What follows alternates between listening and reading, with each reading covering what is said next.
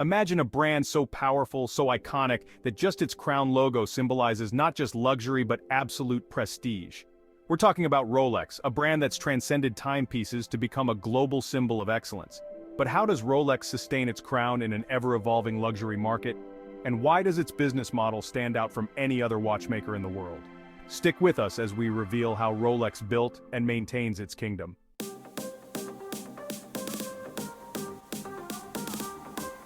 For anyone who appreciates craftsmanship, wealth, or just the allure of luxury, understanding Rolex's business and its economic impact gives us a unique perspective on how one company became a world leader, a cultural icon, and a financial powerhouse.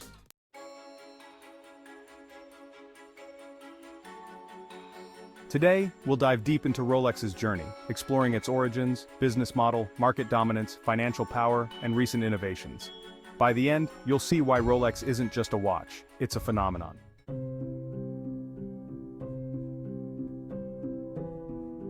Rolex was founded in 1905 by Hans Wilsdorf in London, a young visionary who saw watches as more than mere timekeepers.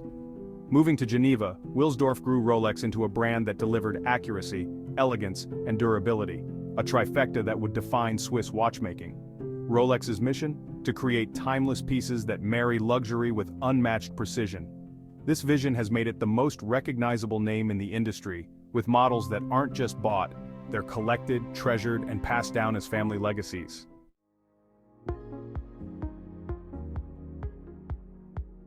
So, how does Rolex make money?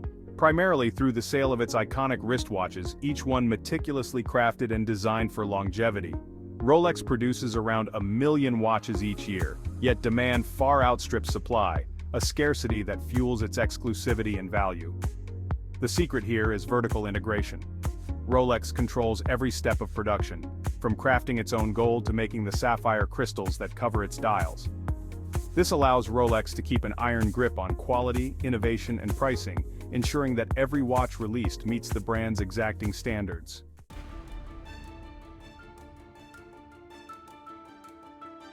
Rolex owns roughly 25% of the luxury watch market, setting it far above competitors like Omega, Cartier, and Tag Heuer. The key difference? Rolex has mastered exclusivity while avoiding reliance on trendy or flashy designs. Omega, with its connections to space travel, and Cartier, with its focus on jewelry watch hybrids, all offer distinct appeals. But Rolex remains in a league of its own due to its consistency and deep association with high achievement. Think of the Explorer for mountain climbers or the Submariner for divers. Each model symbolizes Rolex's dedication to excellence in any environment.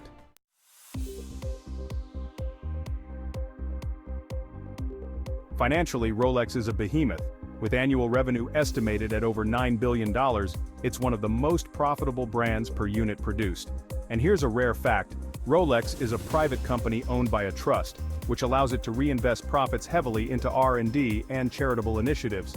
While we don't see detailed public financials, reports suggest Rolex operates at profit margins around 50%, showcasing the success of its high-value, low-volume approach. Rolex's business model has proven so effective that its sales only increase during economic downturns, driven by wealthy clients and investors who see Rolex watches as assets with lasting value. Vertical integration and supply chain control.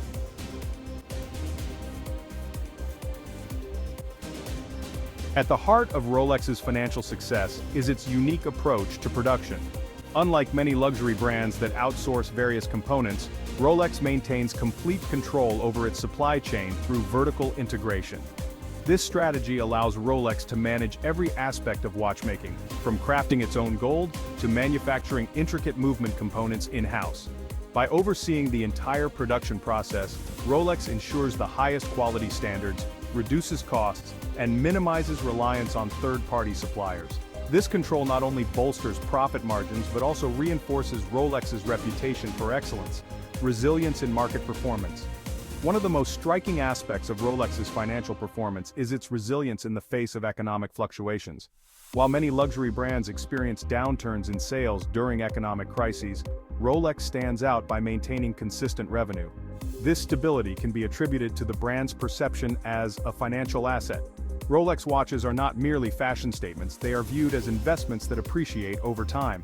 Collectors and investors alike are drawn to the brand's enduring value, ensuring that demand remains robust even when consumer spending tightens. The trust structure.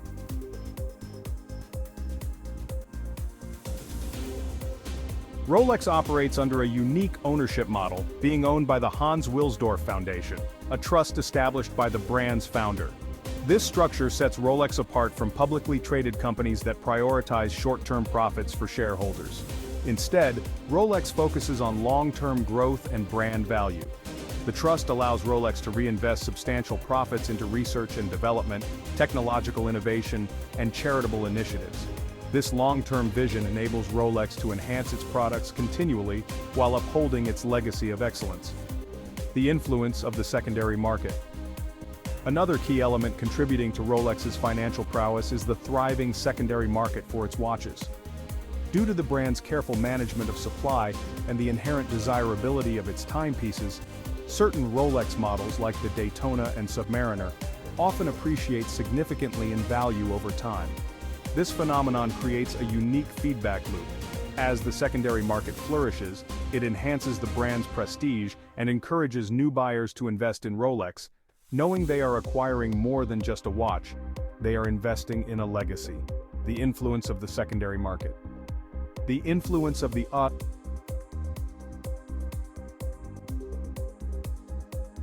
Another key element contributing to Rolex's financial prowess is the thriving secondary market for its watches. Due to the brand's careful management of supply and the inherent desirability of its timepieces, certain Rolex models like the Daytona and Submariner often appreciate significantly in value over time. This phenomenon creates a unique feedback loop. As the secondary market flourishes, it enhances the brand's prestige and encourages new buyers to invest in Rolex. Knowing they are acquiring more than just a watch, they are investing in a legacy.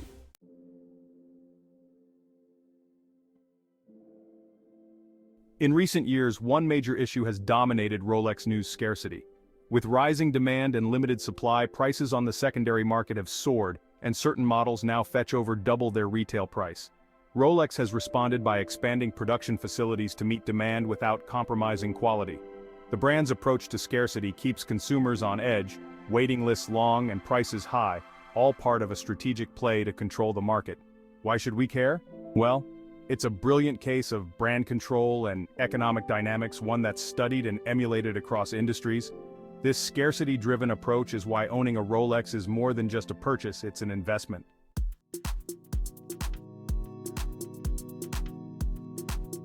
While Rolex rarely overhauls its iconic designs, innovation is crucial to its success. The company introduced the Parachrom hairspring, a resilient component that enhances accuracy even in extreme conditions. Rolex has also invested in creating watches with nearly unrivaled water resistance, scratch-proof ceramic bezels, and movement parts that last a lifetime. Their commitment to constant but subtle innovation keeps them ahead without compromising their classic aesthetic. In 2024, Rolex announced plans to open a new facility to increase production and reduce the famed wait times, an enormous move for a brand known for deliberate exclusivity.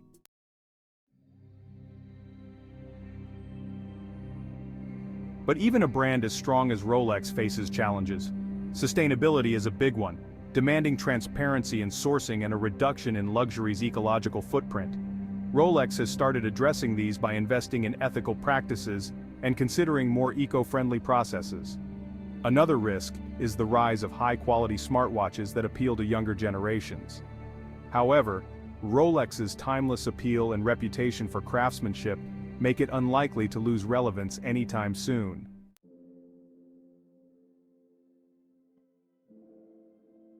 So there you have it, the story of Rolex, a brand that has managed to turn watches into symbols of prestige, investment, and luxury.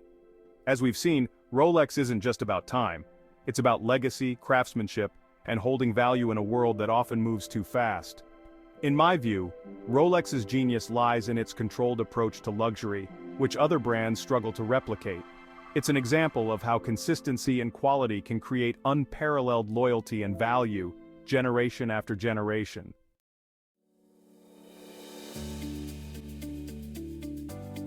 If you've enjoyed this deep dive, please like, subscribe, and share your thoughts on the timeless appeal of Rolex. What's your take? Does Rolex deserve its crown in the luxury world? Let us know in the comments, and we'll see you in the next knowledge drop.